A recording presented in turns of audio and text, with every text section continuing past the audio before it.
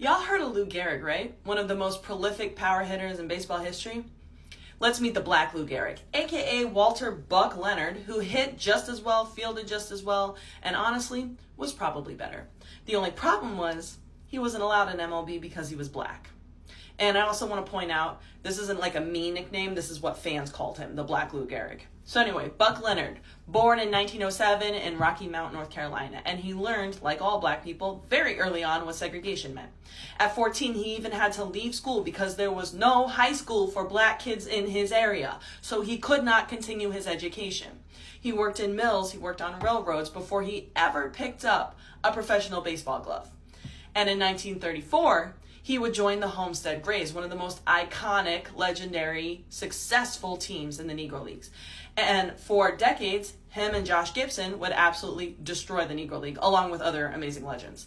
So Leonard hit .345 for his career. That's better than Babe Ruth, with a slugging percentage near .590. He primarily played first base and was known for his strong fielding, his smooth swing, and consistency at the plate.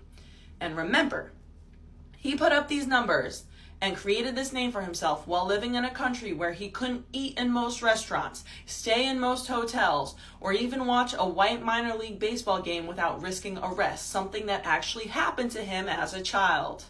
The Grays, if you know anything about the Negro Leagues, the Grays are a juggernaut, legendary. They won 9 straight league titles from 1937 to 1945 and 3 Negro League World Series championships. And in 1931, they even went 143, 29, and 2. That's an 828 winning percentage, crushing opponents with a roster that included 5 future Hall of Famers: Josh Gibson, Oscar Charleston, Judd Wilson, Smokey Joe Williams, and Willie Foster. They didn't just beat other Negro League teams either. They beat white teams too, including MLB squads in off-season exhibitions.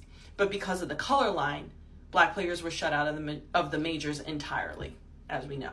So Buck Leonard was also offered an MLB contract twice, once in 1938 and once again in 1952 when he was 45 years old. The 1938 contract never materialized because Clark Griffith, who was the owner of the Washington Senators, who also offered Josh Gibson a contract too, he ended up backing down because he was unwilling to be the first to disrupt the established racial segregation in baseball at the time. And by the time integration came around in 1947 with Jackie Robinson, Leonard was already 45 and declined to accept the contract because he felt he was too old to perform at his best and could potentially jeopardize the futures of other black folks. So he said he didn't want to embarrass anyone or hurt the chances of those who might follow. But he would go on to play several more seasons in the Mexican League after this.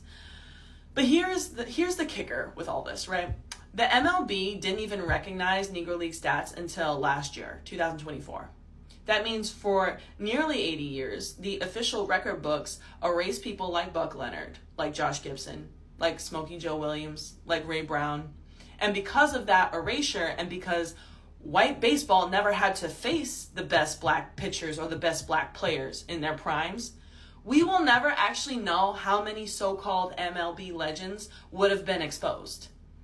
Babe Ruth never had to hit against Bullet Rogan. Ted Williams never had to face Smokey Joe Williams.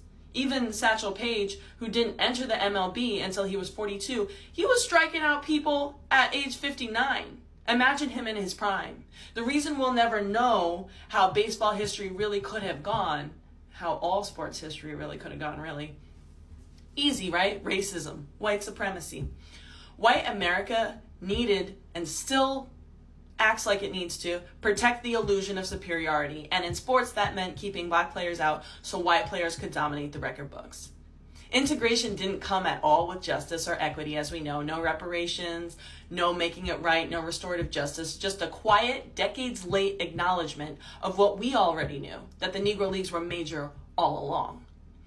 And Buck Leonard never got his shot in MLB, but his greatness and the greatness of the Homestead Grays makes one thing clear.